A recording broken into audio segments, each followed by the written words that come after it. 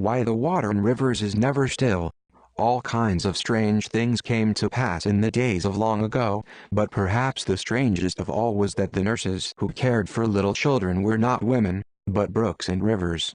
The children in the brooks ran about together, and the brooks and rivers never said, "It is time to go to bed," for they liked to play as well as the children, and perhaps a little better. Sometimes the brooks ran first and the children followed. Sometimes the children ran first and the brooks followed. Of course, if any animal came near that would hurt the children, the brook or river in whose care they were left flowed quickly around them, so that they stood on an island and were safe from all harm. Two little boys lived in those days who were sons of the king. When the children were old enough to run about, the king called the rivers and brooks to come before him. They come gladly, for they felt sure that something pleasant would happen, and they waited so quietly that no one would have thought they were so full of frolic. "I have called you," said the king, "to give you the care of my two little sons. They like so well to run about that one nurse will not be enough to care for them, and of course it will be pleasanter for them to have many playmates. So I felt that it would be better to ask every river and every brook to see that they are not hurt or lost. We shall have the king's sons for our playmates," whispered the rivers. "Nothing so pleasant ever happened to us before." But the king went on, "If you keep my boys safely and well, and follow them so closely that they are not lost, then I will give you whatever gift you wish. But if I find that you have forgotten them one moment and they are lost or hurt, then you will be punished as no river was ever punished before." The rivers and even the most frolicsome little brooks were again quiet for a moment. Then they all cried together, "O king, we will be good. There were never better nurses than we will be to your sons." At first all went well, and the playmates had the merriest times that could be thought of.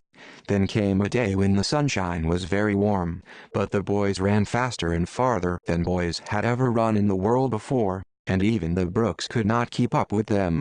The rivers had never been weary before, but when this warm day came, one river after another had some reason for being quiet.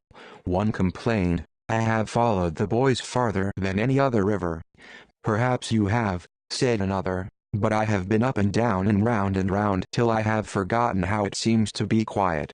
Another declared, "I have run about long enough, and I shall run no more." A little brook said, "If I were a great river, perhaps I could run farther," and a great river replied, "If I were a little brook, of course I could run farther." So they talked, and the day passed.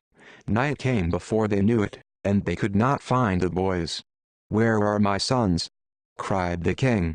"Indeed, we do not know," answered the brooks and rivers in great fear, and each one looked at the others. "You have lost my children," said the king, "and if you do not find them, you shall be punished. Go and search for them. Please help us." The rivers begged of the trees and plants, and everything that had life began to search for the lost boys. "Perhaps they are underground," thought the trees, and they sent their roots down into the earth. "Perhaps they are in the east," cried one animal, and he went to the east. "They may be on the mountain," said one plant, and so it climbed to the very top of the mountain. "They may be in the village," said another, and so that one crept up close to the homes of men. Many years passed. The king was almost broken-hearted, but he knew it was of no use to search longer, so he called very sadly, "Search no longer.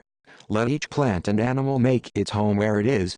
The little plant that has crept up the mountain shall live on the mountain top, and the roots of the trees shall stay underground. The rivers—" Then the king stopped, and the rivers trembled. They knew that they would be punished, but what would the punishment be? The king looked at them. "As for you, rivers and brooks," he declared, "it was your work to watch my boys. The plants and trees shall find rest and live happily in their homes, but you shall ever search for my lost boys, and you shall never have a home." So from that day to this the rivers have gone on looking for the lost children. They never stop, and some of them are so troubled that they flow first one way and then the other.